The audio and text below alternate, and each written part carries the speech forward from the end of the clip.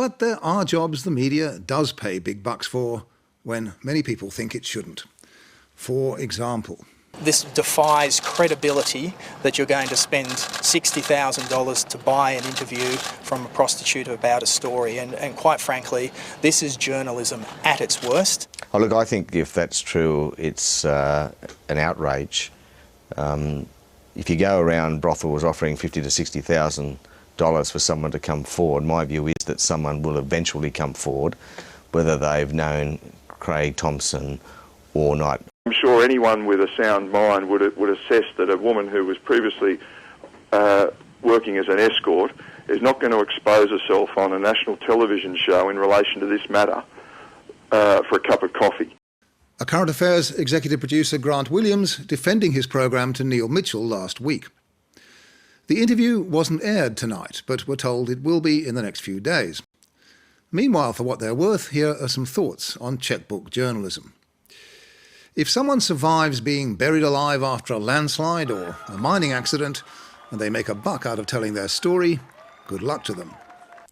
But when people are paid to accuse others, it's much more contentious. There was another ACA story that Media Watch looked at 2 years ago. There's a lot of serious allegations being made about you back in Australia at the moment. Do you have anything to say?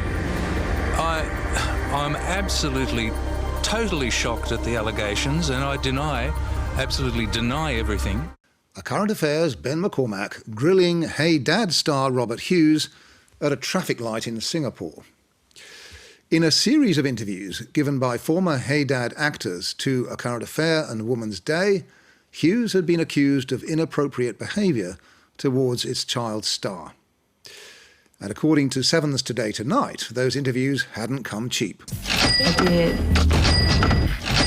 All up, Today Tonight alleged A Current Affair and Woman's Day between them paid out $200,000 to people they interviewed for the story.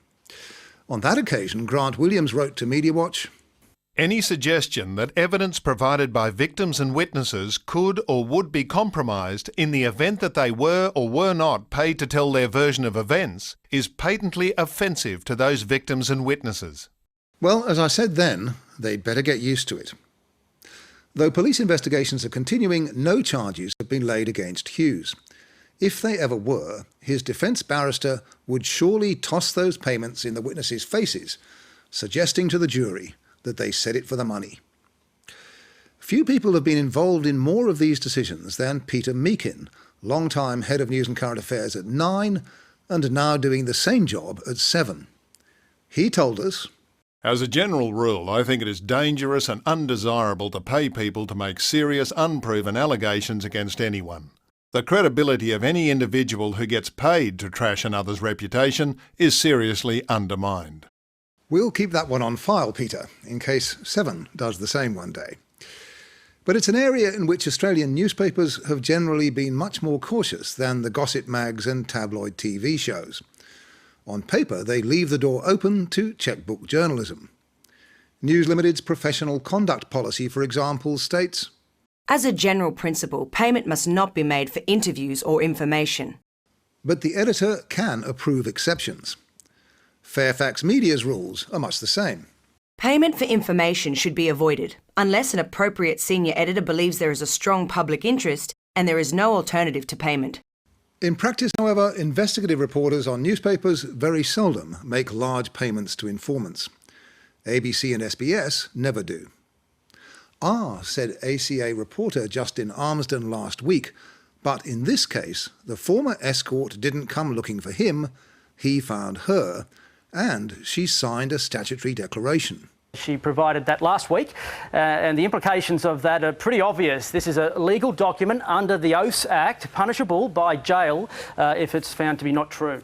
Well, yes, but whatever weight that may have with viewers, the knowledge that the woman will get more for one interview than most people take home for a year's work will surely weigh heavier, especially if her identity is concealed. In the end, despite the payments they received, I said I thought the actors who accused Robert Hughes were credible and ACA's airing of their allegations was justified in the public interest. Whether I or you will think the same about a former escort who's been promised $60,000 for claiming to remember one client among potentially hundreds from 7 years ago is a very different question. Maybe next week we'll be able to make a judgment. Until then, good night.